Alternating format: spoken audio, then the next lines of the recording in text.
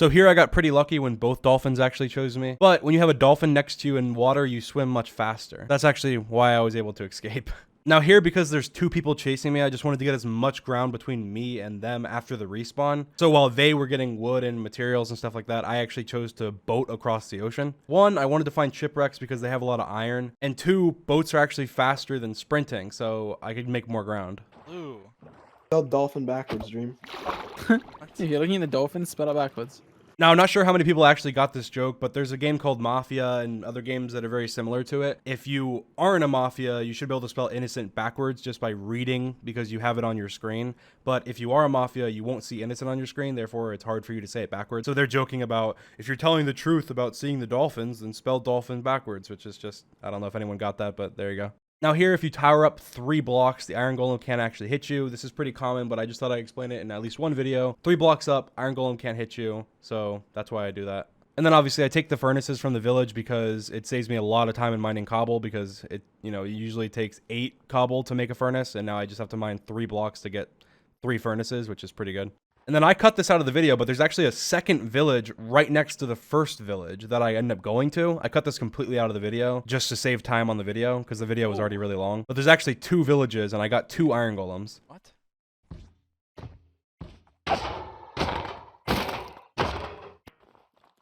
What? If you notice here, I actually have a stone sword and a diamond sword in my hotbar. I'm sure a lot of you guys noticed this, but I was purposely switching to my stone sword. That way when they saw me, they would see that I was holding a stone sword and not a diamond one. Because if they saw me holding a diamond sword, they're more likely to run because I have a really big advantage. And if you notice in this next clip, they actually get really confused about whether I have a diamond sword or a stone sword because when I fought Sapnap, I used my diamond one, but then when I was chasing them, I was holding a stone one. I feel like this actually worked in my favor. No, he has a diamond sword, George. I Run. don't have a diamond sword. Wait, what is that? Does he? I swear. No! And I actually traveled so long looking for like a lava pool, but this biome, the snow biome, is so huge, I couldn't find anything at all. So I ended up just digging down to find a lava pool. Right. I see light. What? Wait, already? Yes! I went through the nether portal, that way I got the achievement, that way they would never know when I actually went through the nether portal, because I wasn't ready to go yet, I had some stuff I wanted to do, but I went through just so they saw the achievement. Yes. Alright, George. When did you last track him? I tracked him. Everyone in the comments was speculating on why I built these tunnels. They were saying it was that way people would run down them and it would be a dead end, but that's not actually why. I actually dug a tunnel in every direction, that way I would have an escape, because I wanted to ambush them at the portal, and if it went wrong and they somehow got the upper hand and started to kill me, I wanted to be able to run and place blocks behind me, filling the tunnel, that way they wouldn't be able to get to me. Now, luckily, I actually ended up killing them in the ambush, so... Dude, I've been in here for so long, I can't find this fortress. This is actually the longest I think I've ever been in the nether, looking for the fortress without finding it. Now, here's a cut clip of me acting like I was looking for the fortress. There's a lot of these. I was saying it a lot. I was just acting like I couldn't find it, and I was getting mad about it. And this was to further make them think that I was actually in the nether and not going to ambush them. Okay, let's dig down. And when I heard George say, hey, let's dig down right here, I decided, let me place lava on where his name tag was, because then hopefully when he reaches the bottom, he's not expecting lava. He falls right into it.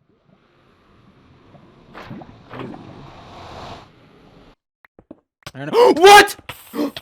And I knew one of them had to be in the nether, at least one. I was just expecting at least one of them, so I was looking around, and then eventually George peeked his little head out, and that's when I saw him. George! George! George got the first few initial hits here, so I was not expecting to kill him, so I decided to run away, and I was planning on luring him as far as I could, and then purling back to the portal, but then when I reached the end of this little pathway, it was pretty soon, and there was just lava, and I was like, oh god, but I decided, you know what, this is my only chance, I'm gonna jump off, I'm gonna throw a pearl, and then I'll run through the portal, and then I'll hope to get away. Wait, what? I see him! I'm getting him! No! And then I actually used the hallways that I built for my escape as my escape. It wasn't when I thought I would use them, but I used them as my escape. So it really was beneficial for me to dig those tunnels out. And then I placed this lava here because I thought they're going to keep mining up my platform and think I'm on the same block because I'm sneaking. So they just mine straight up and the lava would fall down on them. And again, this worked. Oh, this is so annoying. George, wait, what? Lava! And here's some cut footage that I cut from the video just due to time. So I'm going to just put some in front of each other and you'll see why. It's kind of funny. This is the type of stuff that we usually cut out. Where are you guys? I haven't seen you in a little bit. We're just on our way towards you, actually. Funny that you asked that. Why are you laughing? I don't know, look behind you and you'll see. Lying. I'm not. I looked, but you're lying. Made you No, look. look behind you now. Like right now. No, like we're serious this time. Look behind you. Do we need anything else, Sapnap? No, I think we're good. What do you mean? Do you need anything else? I don't know, I'm just asking if he thinks we need anything else. Oh, What? because you saw a shipwreck and you're like, should we go loot it or not? What shipwreck? I just like totally read you guys. Entry! Stop! Why? Don't do that, George. Oh, what? There's a chicken on a baby zombie. I mean, a baby zombie on a chicken. What? We actually have no clue where you are, to be honest. Sure. And my name is Lindsay Lohan. What's your name? He said Lindsay Lohan. Sapnap, look. Mm-hmm. Yes! And right here, I know where Sapnap is. He's to my left, and I know where George is. I can see his name through the wall, so I know he's pretty far. He's not that far, but he's far enough where I can one-on-one Sapnap for a little bit and then maybe run. So I check where he is, and then I turn back, place lava on Sapnap, and I'm starting to hit him some, and then I realize, okay, George is about to be here in like 3 seconds or so. So I decide to turn and run while Sapnap is still in the lava, hoping that he'll probably die in the lava because I already got a decent amount of hits on him. And I was right. George came around the corner. I went to go pick up my lava and I accidentally placed my water on it instead of actually picking it up, which really sucked. And then I just fought George. Get off him! Yeah! Oh my god! Here, I wanted to F5 mode to check and see how far he was behind me because I wanted to tower up because I was low on hunger and I was low on health. And I didn't have enough space in order to actually do anything. And also, I was coming up towards like a little valley where there's a mountain you have to climb. And I thought I might as well just tower up, get some space, whatever. Here, I actually let Sapnap tower up as high as he could. That way, I thought I could knock him off my bow because they did not know I had a bow. Oh my god, just so goes. He's gonna. Sapnap actually reacted really well here, and he placed a block above himself, kind of blocking me off. And then when I did shoot him off, he somehow landed in like 1 block of water that a creeper blew up. So it was really good for him. Okay. Do it then. Here I lava'd Sapnap, and then I was way too focused on trying to pick up this lava. I let George get so many hits on me. I should have just left it, but I had never really killed them 2-on-1 myself, just fighting them unless I had some kind of ambush or something. And I knew I really needed the lava if I wanted to actually win. So I was obsessed with picking it back up, even though I was just getting so much damage because of it. I should have just left it and maybe gotten another piece of lava if I wanted lava, because I almost died here twice when trying to pick up my lava. Yes, go on, give us slowness, give us. Oh my god, he got us both in there! And then I just want to put this in here because that's an epic play. I got them both in the same lava. And then here, this was a cut clip. I just thought I'd throw it in here because it's pretty funny. I didn't realize I had a slowness arrow. I shot him with it. He got slowness. It was a funny clip, but I cut it out due to time. You're gonna die soon. I'm out of arrows. Oh no, I'm not. It gave me slowness! Oh, did it? Wait, It was a slowness arrow. I'm not sure this was in the video. I actually don't think it was, but I placed my water bucket instead of my lava bucket. It was kind of a funny moment. Oh wait, what? what? Wrong one. And here, I was actually really scared for my life. I thought I was going to die. When George caught fire, I heard him scream. And that type of scream, I was like, okay, Oh my God. he must be really low. I thought he had full health, but I was like, he must be really low. No! Oh, you're dead, George. So even though I was really low here, I decided to turn around and chase him because I figured he's also really low. And then, of course, Sapnap spawned nearby enough in order to punch me away. So I figured, okay, their spawn point must be nearby. And then right here, I ran right by it. I don't know how people saw this, but it blended in with the snow. And I ran right by the bed the first time that I was trying to find it. And it was right there. And I can't believe I missed it. George, run! And then here, this was just crazy timing. Sapnap told him to run away right when I was on 1 heart. That was just insane. I swear I thought I was dead. If he had kept fighting, he would have killed me. Come here! Come here, George! Come here! We need a bed Sapnap. I thought if I kept charging them, even though I was low, they'd probably think I had more health than I did, and they'd run away. And you're always at an advantage if you're the one chasing, because you can hit them from behind, get a hit there, here or there, where they literally can't even hit you. No! Why are you joking? I placed it!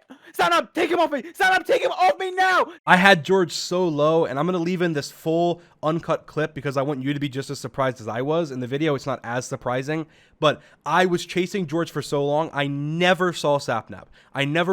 He's never on my screen, ever. And then all of a sudden, he knocks me down a hill, and I almost die to no armor, no weapon Sapnap. And I actually was so shocked when this happened. Like, he came out of nowhere like a bull.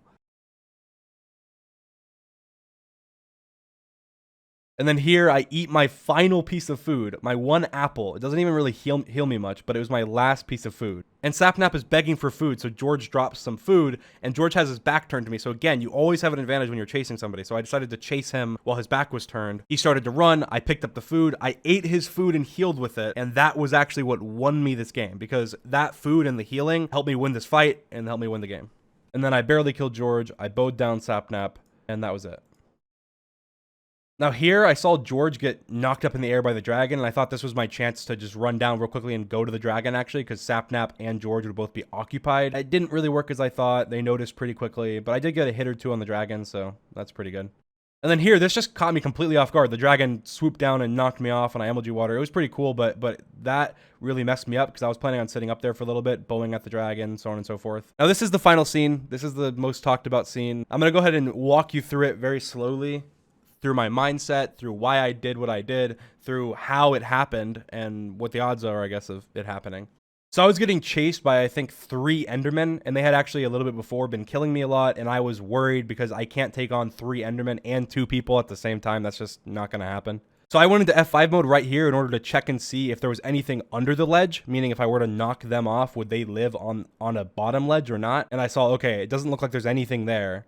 So this will be perfect. And then I checked my inventory real quickly to see if I had a pearl. I realized I don't have a pearl. And my plan was to lure them to the edge, pearl back onto the platform, and then knock them right off the edge because they would be on the edge of the platform. That was my original plan. But right now I realized I have no pearls. So I turn to try and turn back, but I see Sapnap cutting me off. I place a water behind me, that way I could separate me from George and I could fight Sapnap one-on-one. But then the Enderman started hitting me, and I didn't know how low Sapnap was. I thought he was on full health, but it turns out he was actually lower, so my plan would have worked if I kept fighting Sapnap. But the Endermen were fighting me, so I thought, you know what? I'm going to place water on me, because Endermen are actually afraid of water. So I went ahead and I placed water underneath me, and the water doesn't spread. Usually, water spreads in all 4 directions. Now, sometimes, if you get unlucky, it will only spread in 2 or maybe even 1. So the water only spread in 2 directions. It didn't spread in all 4. So it didn't push them away from me. It didn't push the enemy away from me. It did nothing that I wanted it to. And of course, this is just George knocks me off. I fall. I land in the water. I'm trying to swim back up the water.